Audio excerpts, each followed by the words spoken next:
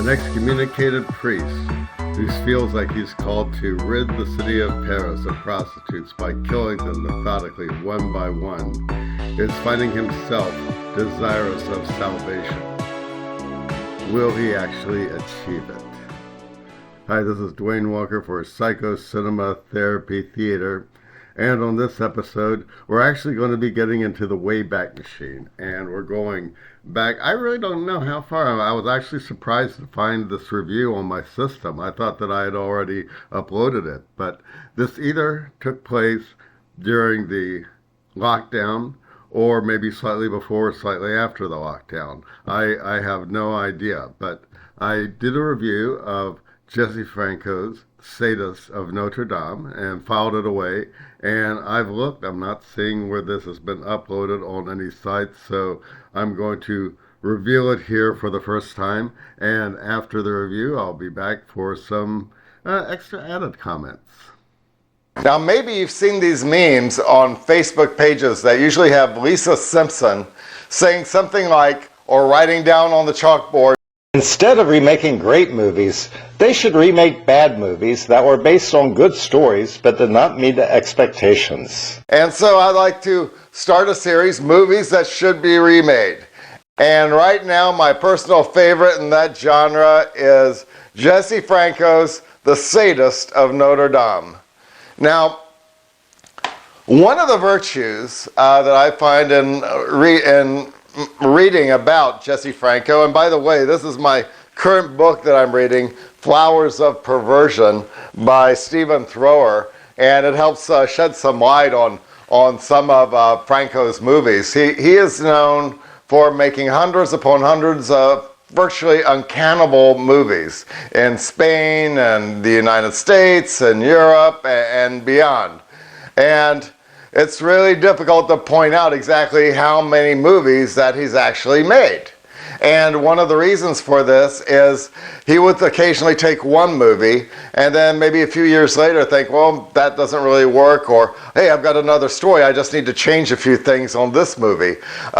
Today, even big-time Hollywood directors do it now, but it costs more because they have to pay their actors even more for each subsequent remake that they make. But back then, no one was the wiser whenever they would release new movies that were actually old movies with different endings or different perspectives.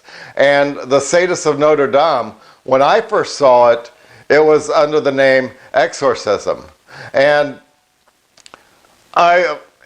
I watched it. It didn't really make that much an impression on me, but then I was just going on a Jess Franco kick, and I finally ordered The Sadist of Notre Dame, and this was back when you could get a lot of them from Netflix, so we're talking back like around 2014, 2015, and I got The Sadist of Notre Dame and I watched it, and I thought, there's something familiar about this movie, and I realized, hey, this is a movie that I saw just a few months ago. And occasionally you can see kind of blurry versions of the original movie on YouTube.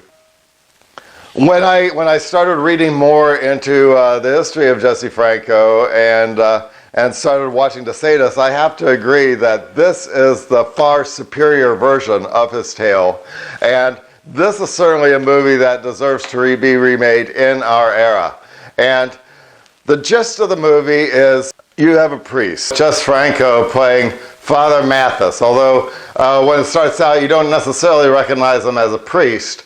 And he's out there with the homeless, and then finally he jumps on a garbage truck that takes him to Paris, and then once he gets to Paris, a woman picks him up, and he thinks this woman might be trying to give him a good deed.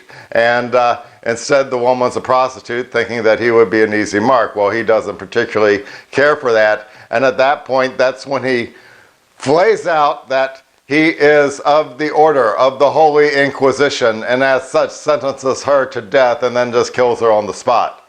And basically this is the story of a defrocked priest who spent some time in prison, and we don't really know that much about the order that he came from. Was this something that he invented on his own? Some people that he met in prison? Is there a fellowship of defraud priests out there who are trying to do the world a favor by killing prostitutes, by keeping the holy office of the Inquisition alive, even though everybody thinks it's shut down.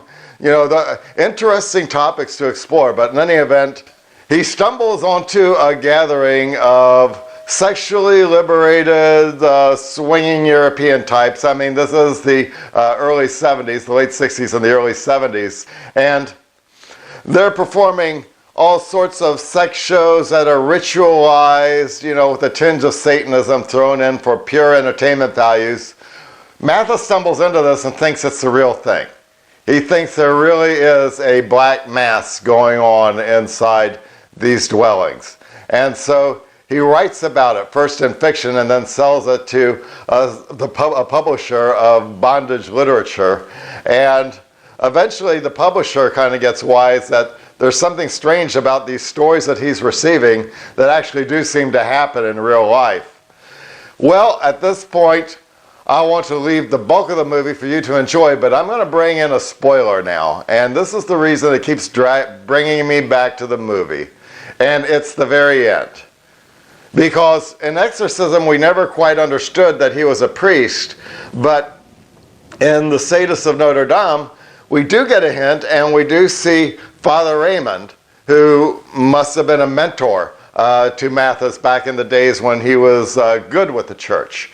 And Matthis confesses that he has killed women, and Father Raymond says that he cannot offer absolution or forgiveness because he's not showing repentance. And then at the very end of the movie, as the police are chasing him, he goes into the church one more time for some absolution. And that's when Father Matthis says that he must now face the judgment of men. And at that point, he walks out and he faces the police. And he just walks up to the police like a lamb leading himself to the slaughter and just turns himself in. And that just freaks me out, to tell you the truth. I mean, I look at that and I'm thinking, what's really going on in his mind? Does he still think that he was justified because of the holy orders of the Inquisition to go out and start, killing prostitutes and avenging God's morality? And now he must, as God also ordered, submit himself now to the authority and judgment of men. I mean, talk about having your bitter cake and eating it too. Anyway, because of all these questions and things that keep popping up as I watch this on repeated viewing, this is a movie that deserves to be remade. And ideally, right here in Las Vegas, because Las Vegas has many sinners that a fallen priest or preacher could come to discipline if they want to have their own private holy inquisition. And while Las Vegas is not known for its historical churches, one group that has a historical religious presence in Las Vegas are the Mormons. I don't live that far from the Mormon temple in Las Vegas. And maybe the future Matthis could be a former Mormon who was tripped out because he just went a little too far. Possibility. But of course there are also smaller churches too. He could also be a street preacher. I don't know. But I think Las Vegas would be a great setting for another remake of The Sadist of Notre Dame. But remake or not, check it out. Welcome back. As you can tell, I'm a big fan of Jess Franco, and I think that out of all of his movies, this movie, The Sadist of Notre Dame, is like my own background, coming from fundamentalist Christian, Baptist, IFB, kind of mirrors this desire to surround yourself in this gospel of love while your own actions totally betray that. In my case, at Trinity Baptist Church in Jacksonville, Florida, my church pastor at the time was arrested for molesting over 30 years. For 30 years, he had been molesting children at Trinity and as missionaries too, abroad, but he was eventually arrested. And during that time, I was blogging in a blog called Christian School Confidential, And it brought me face to face in some cases with some of the victims. And I'm surprised that there aren't a number of people like Jesse Franco's character populating the IFB movement. Occasionally you do hear some, like Jack Shop from Indiana, took a girl with him and they crossed state lines together, kind of like a Bonnie and Clyde there. And then he got caught, and he's no longer in this position that you see him in. That's good for both of us. But in any event, this is a movie that I would definitely recommend. And today, with the Epstein files coming out, we're realizing just how far up abuse can go. Eventually, we should grow up and, give away, just let all this stuff about the Illuminati, Rothschilds, and elites dissipate and realize that the problem is simply abuse. And when you don't confront it, it just goes up the ladder. And what's happening now is, now that the knowledge is coming out, abuse is running amok. And some of us may be in a position to do something about it. The rest of us can just sign the petitions and vote the right way and try to make sure that we don't get these abuses in power. But it's really hard to find out who is who, especially when we endow certain professions as almost unthinkable. You don't think the president would be molesting children. You don't think your church pastor would be molesting children. And then, of course, people like to shut down the arguments, and when the arguments are shut down, that's when artists like Jesse Franco heed the call. So thank you for watching Psycho Cinema Therapy Theater. And if you liked what you see, by all means, like and subscribe and consider becoming a member.